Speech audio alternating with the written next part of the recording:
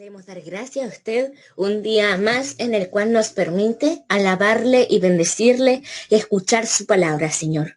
Le queremos dar muchas gracias, Señor, porque usted ha sido bueno, porque su gracia ha estado con nosotros, Señor, porque usted nos rescató. Y gracias a usted, Señor, nosotros podemos tener vida. Tal vez estos tiempos no han sido lo que esperábamos, Señor. Reconozco que no me gustó esto de la pandemia, obviamente, porque uno no puede salir y hay tantos contagios, Señor, pero tú sabes por qué haces las cosas. Y aunque a nosotros nos cuesta entender, Señor, todos tus planes, Señor, eh, tú siempre tienes todo perfecto, Señor. Y le queremos dar gracias, porque aunque hemos sufrido tanto, aunque nuestra familia ha estado mal, aunque han pasado cosas malas, Señor, usted ha estado con nosotros, Señor. Y le queremos dar gracias porque con usted la victoria está ganada, Señor. Le queremos dar gracias. Bendiga la palabra, Señor, que va a ser ministrada. Bendiga a los hermanos, a sus familiares y que toda la gloria sea para usted, Señor. En el nombre de Jesús, amén. Amén. Muchas gracias, Samuel. Bueno, en estos momentos difíciles que algunos estamos pasando, el mismo tema de la cuarentena, esta palabra de aliento que Dios nos tiene para nuestras vidas y de forma muy práctica es algo que alivia harto el corazón. Así que vamos a ver qué nos tiene preparado en este momento Dios y con su palabra vamos a ir revisando conforme a lo que Él nos quiera decir. Bueno, hemos estado en el Sermón del Monte y creo que analizando el bosquejo, revisando en modo general, esto no, por lo menos personalmente me va a tomar harto tiempo y con la gracia de Dios iremos avanzando y conforme lo que Él nos vaya hablando en su palabra para ir comprendiendo y aplicándolo como discípulos de Jesucristo, tal como Jesucristo enseñó a sus discípulos, nosotros también podamos aprender de Él qué implica ser y qué precio significa ser cristiano. Primero, por ahí por el jueves 7 de enero hicimos un análisis de la imposibilidad personal de estos rasgos que mencionamos, de lo que exige Dios, de lo que exige nuestro Señor Jesucristo, que implica ser un ciudadano del reino de los cielos. Luego, en el mismo jueves 14, vimos algunas consideraciones contraculturales que significa esto, entendiendo que vivimos en una cultura que ya lo malo se está tornando bueno, se está censurando toda idea contraria al evangelio, al cristianismo. Basta con mencionar algunas palabras en alguna plataforma en contra de la homosexualidad o incluso en contra del aborto, de la ideología de género y esas tendencias que hoy se viven en el feminismo para ser censurados y catalogados como personas no tolerantes. Y vemos que es difícil hoy en día, se está tornando cada vez más difícil ser cristiano, se nos está atacando bastante. Y creo que quienes han podido tener la oportunidad de conversar con alguien del mundo, con alguien de distinto pensamiento en general, se dan cuenta de la dificultad que implica para la mente cada vez más compleja en que el Evangelio entre en sus cabezas. Luego vimos una introducción general en la cual observamos el esquema y observamos cómo este sermón fue planteado, cuál era su descripción o su extensión en todos los evangelios, en distintas epístolas donde se encuentran este gran mensaje en el cual se funda la iglesia del Señor Jesucristo y que nosotros como cristianos estamos conformados. Y luego por ahí por el jueves ya en febrero, el 11 de febrero comenzamos con las bienaventuranzas. Primero comenzamos con la bienaventuranza que decía, bienaventurados los pobres de espíritu porque de ellos es el reino de los cielos, con Mateo 5:3. Y en su paralelo que habla que bienaventurados los pobres porque vuestro es el reino de Dios. Y vemos el enfoque distinto y el enfoque que le da Mateo versus el enfoque que también le da Lucas a los mismos evangelios. Ahí sí, ahí viene entrando Samuel Larga. Hola Samuel, ¿cómo estás? Hola hermano, ¿cómo están? Bien, gracias a Dios. Bueno, Bien, bien. la conclusión que llegamos a observar o la interpretación con respecto a lo gramático y a lo que implica esta bienaventuranza, la logramos entender de la siguiente forma, o la expresamos de la siguiente forma, que es la conclusión a la cual llegamos. ¿Cuán es la felicidad del que es consciente de su propia y total indefensión y ha puesto toda su confianza en Dios, porque sólo así puede rendir a Dios aquella perfecta obediencia que le hará ciudadano del reino de los cielos? Que es la interpretación de la que tiene que ver con la misma interpretación de la palabra bienaventurado y también con la otra adjetivo que implica una condición de pobreza. Luego, la segunda bienaventuranza que observamos fue en Mateo 5:4, que fue por ahí por el 18 de febrero. Bienaventurados los que lloran, porque ellos recibirán consolación. Esta parábola no contiene un paralelo en el Evangelio de Lucas, solamente en Mateo se encuentra y logramos llegar a la siguiente conclusión. ¿Cuál es la felicidad de las personas que tienen el corazón destrozado ante el sufrimiento del mundo y por su propio pecado? Porque en su dolor encontramos el gozo del Señor. Aquí le dimos bastante énfasis a la aplicación que tiene que ver con el arrepentimiento que genera el Espíritu Santo en nuestras vidas y no un arrepentimiento que genera el mundo. Y ese fue el principal énfasis en el cual lo enfocamos al momento de entender a qué se refería con bienaventurados los que lloran. Hoy vamos a ver la tercera bienaventuranza que se encuentra en el Evangelio de Mateos. Bienaventurados los mansos, porque ellos recibirán la tierra por heredad. Este también no posee un paralelo en Lucas, por lo tanto hay que observarlo en su contexto general en el mismo Evangelio del Mateo y vamos a ir revisando algunos conceptos. Les invito a alabar a nuestro Dios, a escuchar esta alabanza y poder meditar y así poder preparar nuestra mente y nuestros corazones para escuchar su palabra.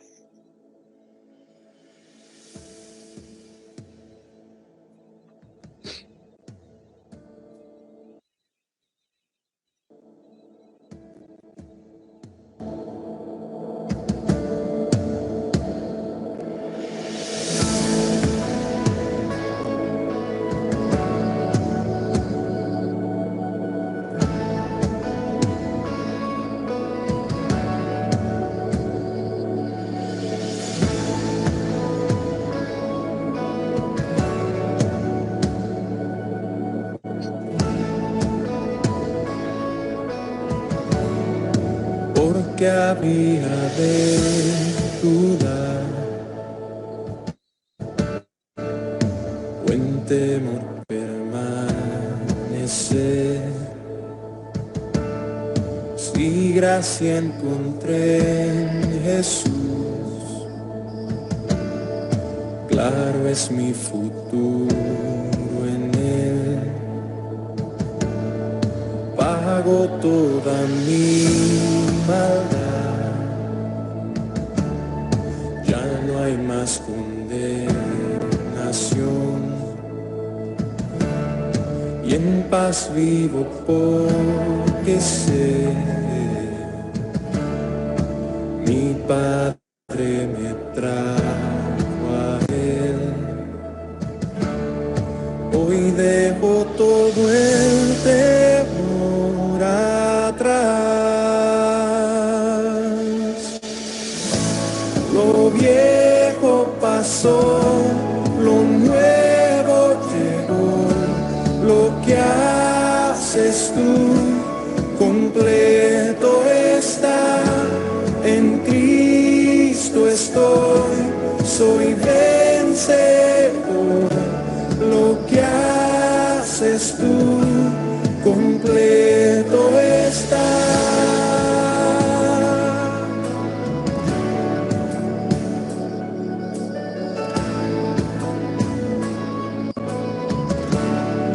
No sé qué es lo que vendrá y si vuelvo a caer, sé que en ti puedo confiar, me guardas hasta el final. Hoy dejo todo el temor atrás. Lo viejo pasó, lo nuevo llegó.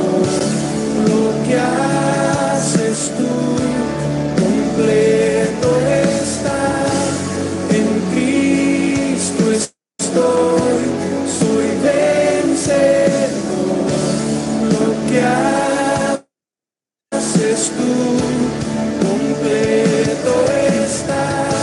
Lo viejo pasó, lo nuevo llegó. Lo que haces tú, completo está. En Cristo estoy, soy vencedor. Lo que haces tú, completo está.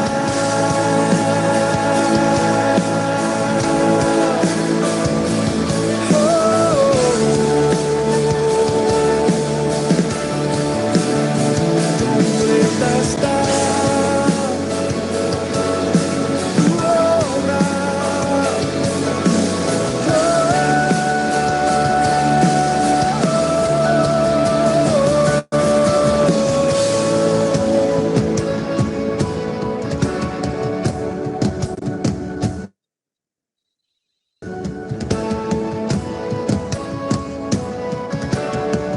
Completo está, nombre sobre todo nombre.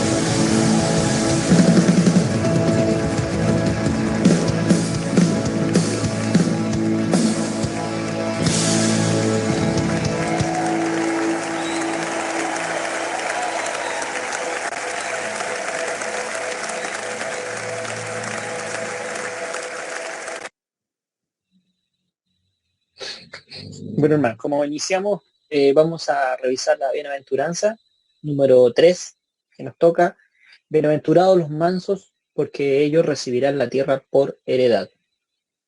Vamos a revisar este versículo de una manera más gramatical y vamos a hacer un análisis también que tiene que ver con el contexto de las palabras que se utilizan aquí.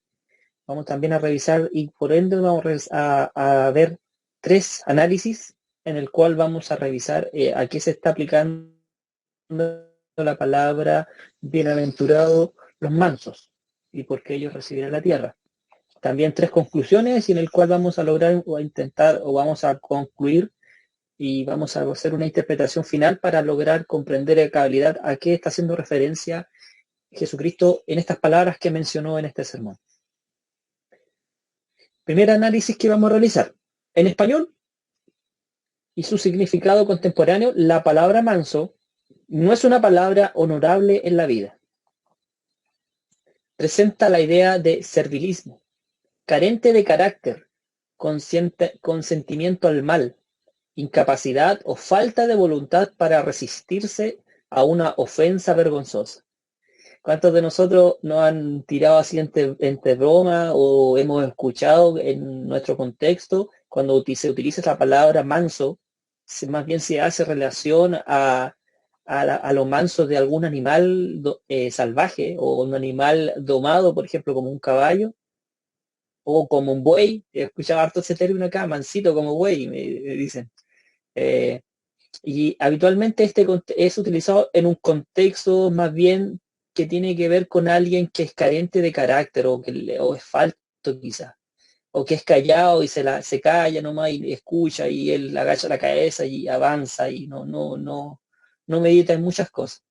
Eso es lo que nosotros consideramos actualmente, es una revisión que cualquiera de nosotros podríamos hacernos y revisarnos qué para nosotros significa ser manso. Y no tan solo espiritualizarlo como algo que tiene que ver exclusivamente con el cristianismo, sino que tiene que ver algo bien con lo cultural.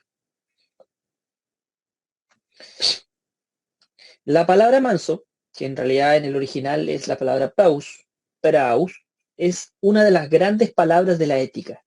Esta palabra viene en un contexto bastante cargado de filosofía y bastante cargado en la cultura griega y en la cultura de aquel tiempo. En el contexto helénico, que quiere decir la antigua Grecia, eso es en el periodo en el cual fueron escritos los evangelios, en los cuales fue la cultura que fue predominante en aquel entonces, y lo cual fue escrito el Nuevo Testamento en su totalidad, algunas palabras en arameo, pero los originales tenemos hasta hoy en día, que los más antiguos pueden datar del año 90, año 100, están encontrados en el griego original. Para comprenderlo tenemos que igual vamos a transportarnos un poquito a aquella época. Seguía el método para definir cualquier virtud que consistía en encontrar el término medio entre dos extremos. La palabra praus hacía esta referencia. Por una parte estaba el extremo por el exceso, pero por otra parte estaba el defecto. Entre ambos se estaba la virtud misma, el término medio feliz. Esta es una definición bastante filosófica de aquellos tiempos, entendiendo que su forma, religiosa, o su fe o su creencia metafísica se enfocaba principalmente en la filosofía. Este es un término extraído principalmente de unos escritos de Aristóteles, en el cual hace una descripción y hace una explicación de la felicidad, utilizando esta palabra como un término medio que tiene que ver entre el extremo exceso de algo y el defecto de algo.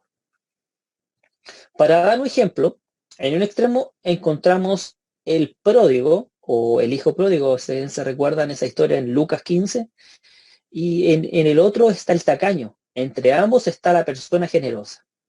Uno al revisar y leer esta parábola del hijo pródigo o del padre pródigo o del padre bondadoso, como muchas veces se puede titular, uno descubre dos extremos: el hijo que fue y fue al extremo del defecto, y versus el otro hijo que fue al extremo al extremo de los excesos o el extremo de las mismas virtudes. Y vemos que entre medio podríamos encontrar a este padre, que es el que se encuentra en medio, que es el padre generoso también. Aquí un ejemplo claro de esta estructura, en el cual se plasma bastante bien qué quiere decir esta palabra manso en el contexto de aquella época. En el contexto en el cual fue escrito los evangelios, era definida la mansedumbre o praotes como el término medio del orgiete, que quiere decir la ira excesiva, y el orgeisa, que quiere decir desinterés e indiferencia. Aquí vemos la definición ya más contextual para comprender correctamente qué significaba o qué sentido tenía esa palabra que fue pronunciada por nuestro Señor Jesucristo. Mansedumbre, praotes, es el término medio entre la ira excesiva y la falta de ira. Ya vemos que como nosotros como humanos muchas veces nos balanceamos, que esto siempre lo estoy diciendo, entre un punto y otro. Nos cuesta localizarnos en un punto que implique la sabiduría, que implique el analizar las cosas. A veces nos inclinamos mucho por ciertas tendencias o por ciertos pensamientos, pero buscando el equilibrio en la palabra de Dios y entendiendo el punto medio también.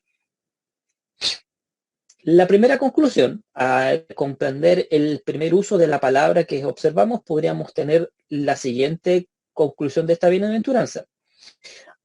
Cuán feliz es el que, cuán feliz el que se indigna a su debido tiempo y por la debida causa, y no por lo contrario. Aquí vemos ya un desglose mejor del entendimiento cuando hace la referencia a la palabra manso. Ya concluimos con la primera parte para comprender el uso de esta palabra. ¿Cuál es el debido tiempo? Aquí ya hace una pregunta principal en esta interpretación, para poder hacerle una pregunta al mismo texto. ¿Cuál es el debido tiempo y cuál es el contrario? En general, en la vida no debemos enfurecernos por insultos o injurias que se nos hacen personalmente. Esto es algo que un cristiano no debe nunca tener en cuenta, pero se debe uno indignar por las injurias que se le hacen a otras personas. Aquí vemos una interpretación o una pregunta que le hicimos al texto, en el cual nos habla de que como cristianos muchas veces nos pueden ofender. Esto lo vamos a ver en la otra bienaventuranza que vamos a ver un poquito más adelante, pero también tiene mucha relación de que nosotros debemos aceptar las cosas, quizás tener una visión más sabia con respecto a lo que nos están diciendo y no acudir al impulso o a la emoción del momento. Claramente lo que estoy diciendo es bien difícil, pero entendiendo que tenemos el Espíritu Santo en nuestras vidas, es el que nos fortalece y nos ayuda a poder llevar esto. Y también habla de la empatía que hemos venido repitiendo en otras bienaventuranzas, la bienaventuranza anterior, o en la misma bienaventuranza de la pobreza, de ser pobre en espíritu, que habla de entender al otro, o que el otro, yo indignarme cuando alguien hable cosas malas de otras personas, o de mi semejante, o de mi prójimo. El segundo análisis que vamos a hacer. La ira egoísta es siempre un pecado. La ira limpia del egoísmo puede ser una de las más grandes dinámicas del mundo, ¿cierto? La más dinámica, lo más fuerte. Pero la palabra praus tiene un segundo uso en el mismo griego. Aquí cuando nosotros hacemos referencia a la ira egoísta tiene que ver con las cosas que me importan a mí, que me hicieron a mí, y esto me ira, o que no me hacen a mí, o que sí me hacen a mí. Entonces cuando siempre incluimos este pronombre personal, mí, yo, claramente estamos cayendo en una ira egoísta, o incluso cayendo en algo que vamos a ver un poquito más adelante y que tiene que ver con el orgullo. El segundo uso de la palabra del original es la que se usa para hacer una referencia a un animal que ha sido domesticado, que está acostumbrado a obedecer la palabra de mando, que ha aprendido a obedecer o que ha aprendido a someterse a las riendas también. Aquí vemos el uso que ya nosotros como cultura tenemos cuando referimos a un animal manso, a un caballo, o sea, un buey, o un perrito, o un gato, alguien que se somete a la obediencia, y cuando uno da una orden, este animal se somete. Al entender este concepto, nosotros ya nos queda más claro y ya no es tan difuso la comprensión de la referencia que bienaventurados los mansos. Y podemos lograr en la palabra, en esta segunda entendimiento o segundo análisis, la segunda conclusión, o dos posibles conclusiones. Cuán feliz la persona que tiene bajo control todos sus instintos, impulsos y pasiones. Aquí viene bastante fuerte lo que es el dominio propio. Si nosotros comprendemos esta palabra al momento de leerla con respecto a ser manso, a ser una persona sometida a la autoridad de Dios, a la palabra de Dios, a todo lo que esto implica, y que no siempre es agradable para nosotros, también tenemos que tener claro que el dominio propio tiene control sobre nuestros instintos, nuestros impulsos y pasiones. Aquí podemos ingresar en un tema bastante complejo. No sé quiénes han podido tener la oportunidad hay bastantes debates en internet que tienen que ver con el cristianismo y la homosexualidad. Hay unos autores que hablan e incluso hablan de que la cura para ellos no es simplemente la heterosexualidad.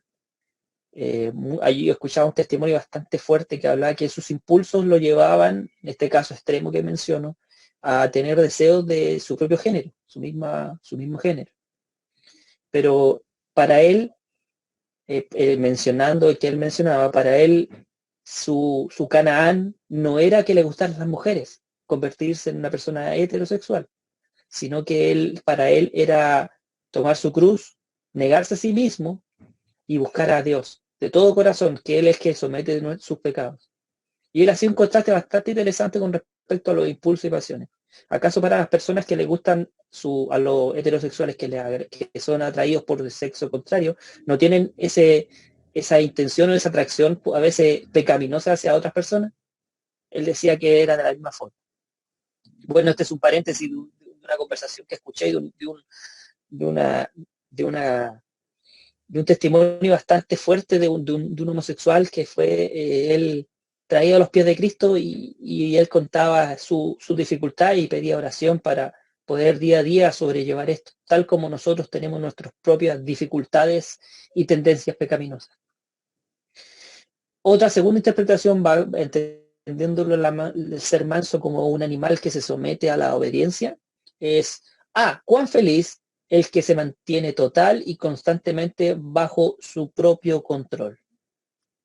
Esta interpretación es un poco más alejada del entendimiento de que es el Dios o que el que pone el control en nosotros. Pero nosotros en el momento que tengamos opciones A o B, también tenemos que entender que tenemos dominio propio y podemos comprender que tal vez la opción correcta sea A y no sea B. Pero en el momento que decidimos esto, nos damos cuenta de que necesitamos un cambio. Cuando nosotros revisamos y vemos que estamos tomando decisiones que están afectando nuestra vida espiritual, afectando a quienes nos rodean y que no estamos haciendo uso de este don del dominio propio que Dios nos dio, debemos asumir y ser honestos personalmente, ser auto-honestos, ni siquiera de esperar que nos digan que estamos mal, sino que comprender y ser honestos con nosotros mismos que realmente necesitamos un cambio. Que el Espíritu Santo haga algo en nuestra vida. No se trata tanto de la bendición de las personas que se controlan a sí mismas. Por eso está fuera de la capacidad del hombre. De lo que hablamos de la incapacidad de poder llevar a cabo estas bienaventuranzas o los mandatos que Jesucristo nos dejó. Sino que más bien de las personas que están totalmente bajo el control de Dios. Porque solo en su servicio encontraremos la perfecta libertad y su hacer voluntad y el hacer su voluntad y la paz. Esto es algo muy enriquecedor espiritualmente, el comprender de que Él está en dominio de todo, pero cuando nosotros utilizamos correctamente nuestro dominio propio y sometemos al control nuestros impulsos, nuestras ideas o nuestras opciones que podemos hacer, ya no era como antes, que antes en el mundo, quizá o cuando no éramos cristianos, si queríamos hacer A, y eso A implicaba incluso una autodestrucción, o sea, al cuerpo, a la mente, las hacíamos. Ahora, claramente, tenemos este espíritu y este llamado de nuestro Señor Jesucristo y el Espíritu Santo que está en nuestras vidas, que nos va renovando y nos va diciendo que no. Ahora tienes que decidir por B, decidir también por la opción correcta. Vamos ahora a llegar a la tercera, a la tercera análisis gramatical de esta palabra. Pero hay todavía un tercer enfoque en esta bienaventuranza. Primero observamos el enfoque que tiene que ver con la palabra en el origen, el término medio entre dos extremos. Segundo, el entendimiento de la palabra manso con respecto al sometimiento de la voluntad, al sometimiento de los impulsos, a la palabra de Dios, el sometimiento a Dios mismo. Y vamos a revisar ahora la tercera. Los griegos contrastan la cualidad de que se llamaba pratoes. En la Reina Valera traducimos por mansedumbre esta palabra. Esa habitualmente en otras Biblias habla de humilde, pero aquí vamos a ver por qué hace esta referencia. Con la cualidad que era llamada ipselocardia, que quiere decir altivez de corazón. Aquí vamos a ver que el contraste de la palabra de que algunas, por ejemplo, en la Biblia de las Américas lo traduce con humildad. En pratoes se encuentra la verdadera humildad, que destierra todo orgullo. Sin humildad no se puede aprender, porque el primer paso para el aprendizaje es considerar nuestra propia ignorancia. Este punto es bastante fuerte porque habla del contraste que tiene que ver con la altivez, la soberbia y la humildad, el orgullo que a veces yace en nuestros corazones, que nos impide aprender. Muchas veces hemos observado sermones, hemos observado ciertas diferencias o en algún sermón que hemos escuchado y a veces nos fijamos en minucias tanto como, por ejemplo, en mi ámbito, ¿verdad? Podría decir, le falló el audio, se la copia el micrófono, esta persona no sabe controlar la cámara, pero yo en mi altivez de corazón desvío mi atención a ciertas cosas que no tienen que ver nada con el trasfondo de lo que se está explicando. El origen de la enseñanza claramente habla de que yo tengo que centrarme o observar lo que realmente es la esencia de la enseñanza.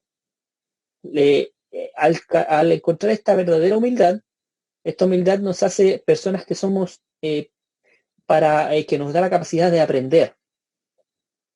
Porque claramente que si se nos enseña algo, sea en este momento puedo ser yo, y no quiero ser autorreferente, sino que puede ser o cualquiera de ustedes, nuestros hermanos, o cualquiera otra persona, hay algo que está detrás que se nos está enseñando. Hay una lección espiritual que se nos está hablando, que nosotros debemos filtrarla tal como lo hacen los bereanos. Pero también el extremo de filtrar todo bajo prejuicios y ciertos preconceptos personales sin someterlos a la palabra de Dios, hace que nuestro orgullo o la soberbia de nuestros corazones digan, ok, el hermano se equivocó en este punto, pero no es la correcta.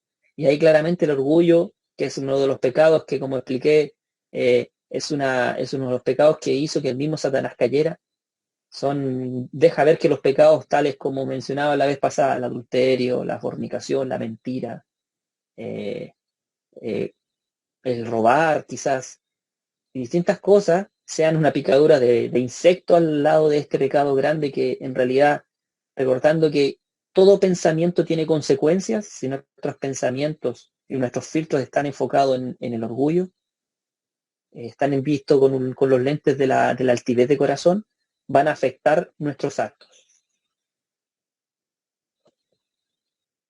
Quintillano, un escritor o un orador en los tiempos en los cuales fueron escritos los evangelios, a grandes rasgos era un maestro de la oratoria en aquel entonces, era hispano-romano, era de la época por ahí por el año 200, decía lo siguiente a sus alumnos: no me cabe duda de que serían excelentes alumnos si no estuvieran convencidos de que ya no lo saben todo.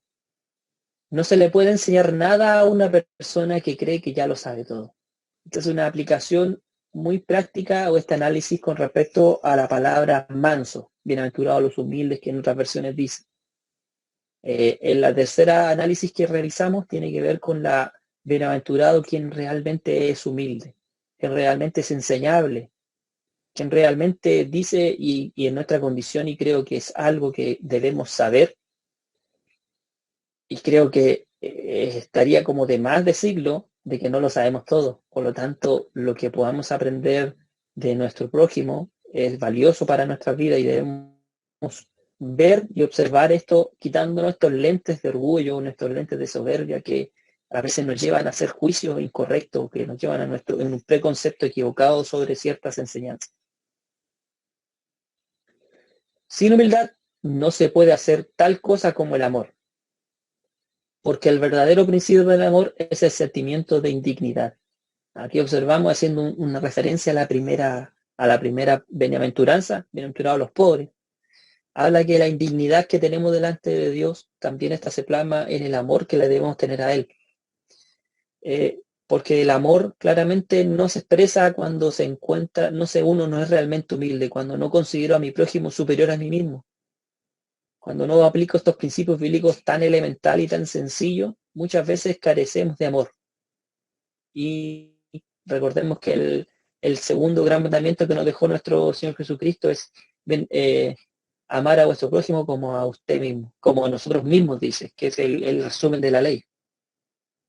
Sin humildad no se puede haber verdadera fe tampoco, porque toda la fe empieza por un darse cuenta de la propia debilidad y de las propias necesidades delante de nuestro Dios. Aquí puse de Dios, pero delante de nuestro Dios.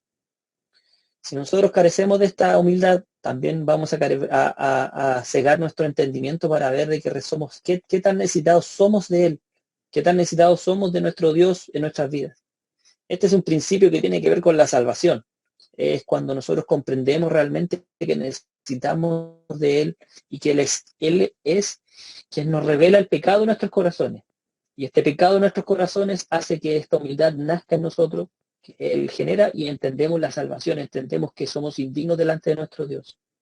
Y ahí viene la premisa de entender de que muchos dicen, si es una persona tan buena, una persona no cristiana, o incluso nosotros mismos, si es una persona tan buena, Recordemos que para Dios nadie está bueno, solamente somos justificados delante de nuestro Señor Jesucristo. Bueno, y ahí eso ya entramos a un tema que tiene que ver con la moral de las personas, con la ética que ellos llevan con respecto a la vida sin Dios. Una persona solo alcanza su verdadera humildad cuando es siempre consciente de que es una criatura. Y Dios es el creador, que sin Dios no puede hacer nada. Praotes describe la humildad, la aceptación de la necesidad de aprender y de necesidad del ser perdonados. El mismo concepto que le explicaba, que tiene que ver con el entendimiento correcto y el correcto espejo que debemos tener con respecto a nosotros mismos. Nadie tenga concepto más alto del sí mismo que el que deba tener, dice el apóstol Pablo.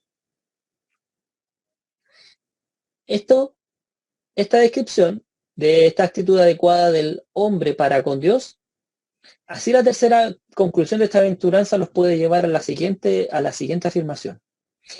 Cuán felicidad el que tiene la humildad de reconocer su propia ignorancia, debilidad y necesidad. Esta mansedumbre, dice Jesús, la que heredará la tierra. Aquí vemos cómo se desarrolla el concepto en base a la tercera conclusión.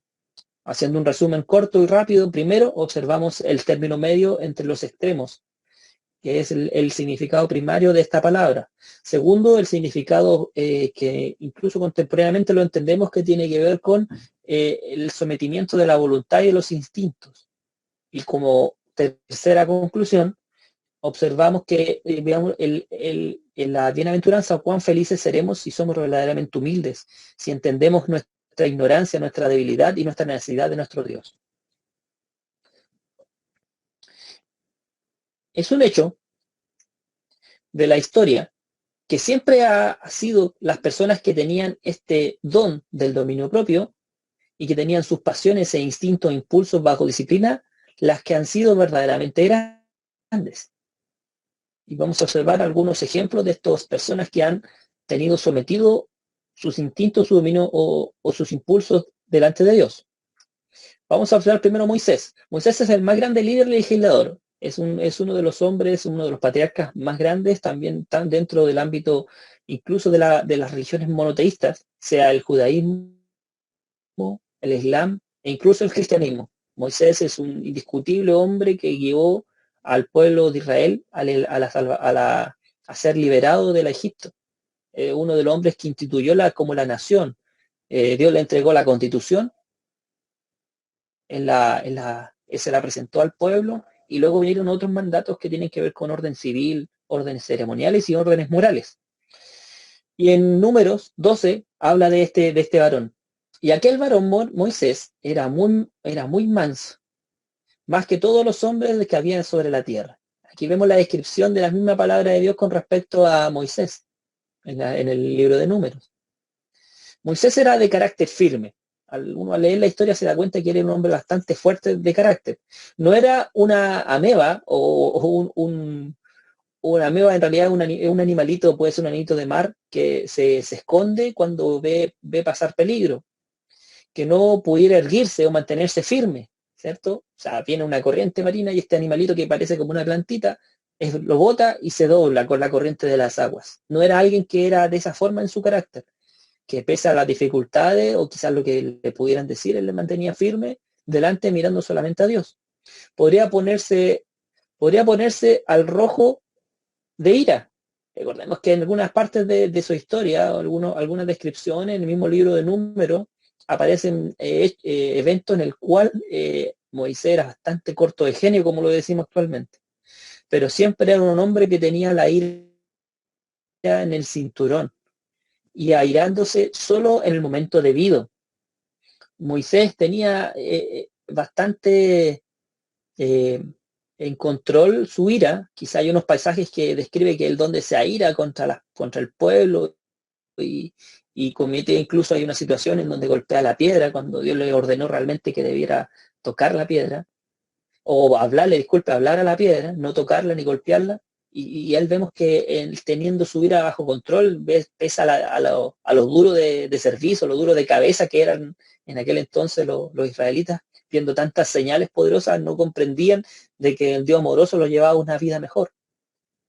Y él teniendo sometida a esta ira, tenía un hombre bastante manso en ese entonces, por la descripción misma del libro. También en el libro Proverbios encontramos una descripción que dice, mejor es el que tarde en airarse que el fuerte. Vemos que aquí está lo que dicen, incluso hay una publicidad, potencia bajo control, por ahí había escuchado. La potencia sin control no vale de nada, dice una publicidad, creo que es de neumático o de algún lubricante de vehículo. Pero tiene mucho sentido que habla de que cuando uno tiene ser temperamental y eso no es controlado, creo que lo único que hace es dañar e incluso destruye sin tener un control correcto sobre uno mismo. Y el que se enseñorea de su espíritu, o sea, el que controla su espíritu, su impulso, que el que toma una ciudad, o sea, es más grande un hombre así. Y vamos a observar un paralelo súper significativo. Fue la falta de esta cualidad de sometimiento de espíritu que llevó a la ruina a Alejandro Magno. En la historia todos sabemos que el hombre falleció, hay unas películas que describen y algunas historias que describen que él murió por vivir en excesos. Hay una película que realmente no sé si es tan histórico ese dato, que dicen que falleció por beber mucho alcohol. Pero claramente él falleció, él perdió todo lo que hizo, sometido, que no logró controlar sus impulsos, dejándolos llevar. En un ataque de ingenio incontrolado o de genio incontrolado, en medio de una bacanal, una fiesta de aquel tiempo, le arrojó una lanza a su mejor amigo y lo mató. Ahí vemos los impulsos sin control. Ahí vemos, y aquí podríamos hacer incluso una apología o una explicación del alcohol para los cristianos. Aquí le dejo esa tarea y le dejo esa conclusión para que cada uno someta su entendimiento y lo propio que esto aplica a nuestras vidas. No se puede guiar a otros a menos que seas dueño de sí mismo. Ni puedes servir a otros hasta que no se haya sometido a sí mismo. Ni estar en control de otros si no has aprendido a controlarte a sí mismo. Esta lección, aterrizándola a nuestro contexto particular de iglesia, creo que es súper relevante para la crianza de nuestros hijos. Si nosotros no tenemos dominio de nosotros con respecto a nuestros impulsos, a nuestras palabras, a nuestros hechos, o incluso cuando nos dicen algo nuestra esposa o nuestro esposo, en el caso de las hermanas, creo que nos hace más difícil la tarea de criar a nuestros hijos, porque ellos aprenden lo que miran, son unas verdaderas máquinas de grabar y repetir. Claramente hace que el pecado que mora en sus vidas, tanto como en nosotros, se resalte de mayor forma. Porque ellos observan, si mi papá hace esto, esto significa que está bien. Si mi mamá hace esto, esto significa que está mal. Si yo no logro utilizar el dominio propio en nuestras vidas, la tarea de criar a nuestros hijos se nos va a hacer cada vez más compleja. Esta parte tiene que ver más con la doctrina o con una sistematización de la crianza de los hijos, para no irme del tema, pero simplemente es aplicable directamente y de forma con el concepto que les quería plasmar. Pero la persona que que se ha sometido al perfecto control de Dios obtendrá esa mansedumbre que verá permitida la heredad de la tierra. Si yo logro someter mis instintos, mis deseos y muchos impulsos a la obediencia de Dios, al amar al prójimo, el escuchar, el ser paciente, el no hallarme, el observar las cosas con una visión espiritual, con una visión de nuestro Señor Jesucristo. Esto me va a permitir heredar la tierra, que tiene que ver también mucho con una promesa futura, o incluso con una promesa actual si lo desean interpretar de esa forma, al entender de que la tierra tiene que ver con un aspecto total de lo que todo nos rodea, de algo en el cual estamos en estos momentos. La palabra praus, para ir concluyendo, quiere decir mucho más que esto. de lo que quiere decir, que es la palabra en español que significa manso. Y aquí observamos tres aspectos de esta palabra que son el uso en el original. Pero vemos que en español, sobre todo en la interpretación o en la traducción de la Reina Valera, se halla muy corto el entendimiento de esta palabra, de esta bienaventuranza. No hay ninguna palabra en español que traduzca perfectamente lo que quiere decir el original.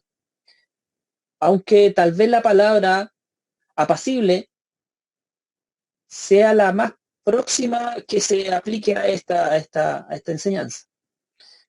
Claro, porque dependiendo cómo nosotros comprendemos culturalmente la palabra manso, vamos a aplicarla también a nuestras vidas.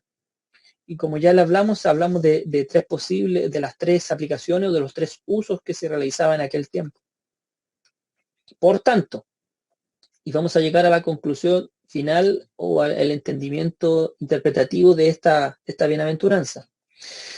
¿Cuál es la felicidad del que se indigna siempre a su debido tiempo y por la causa de vida, y no al contrario, y tiene bajo control y que tiene bajo control, porque él mismo está bajo el control de Dios?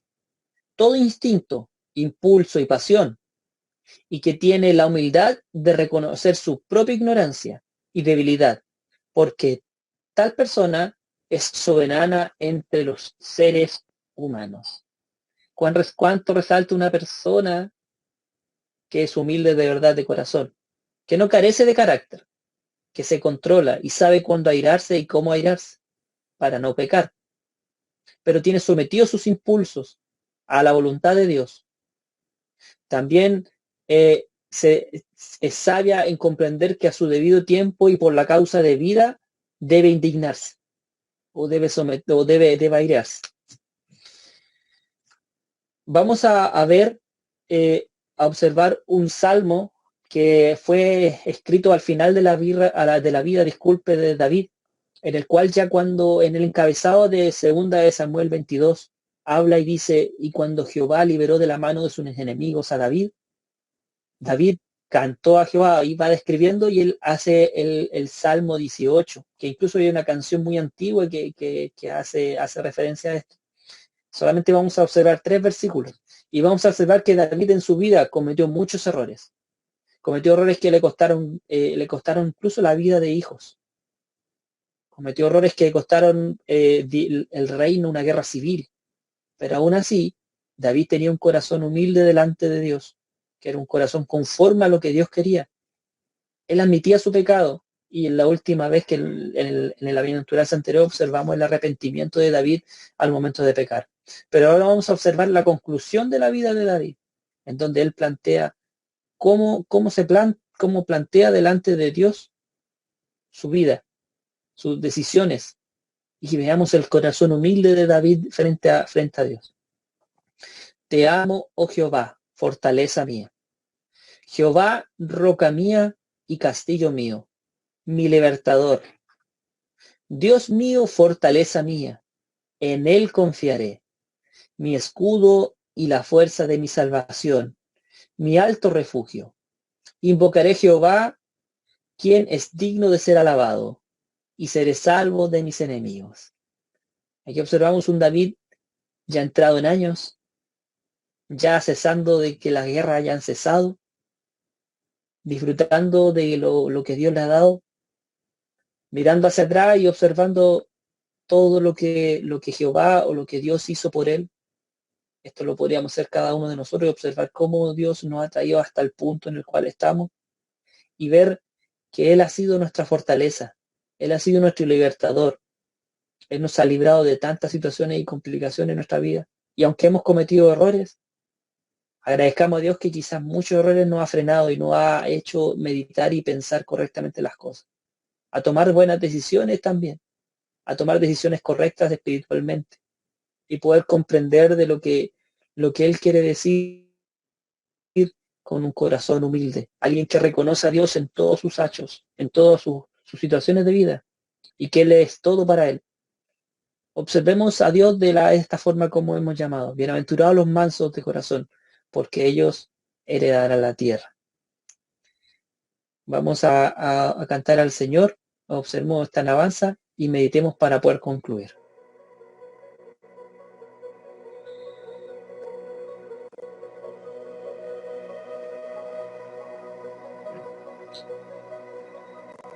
Era ciego y veo hoy, perdido y él me halló. Cuando estaba derribado, con su mano me levantó. El vacío en mi ser fue llenado por su amor. Cuando estaba quebrantado, con su gracia me restauró. Me tomaste en tus hombros, pude descansar.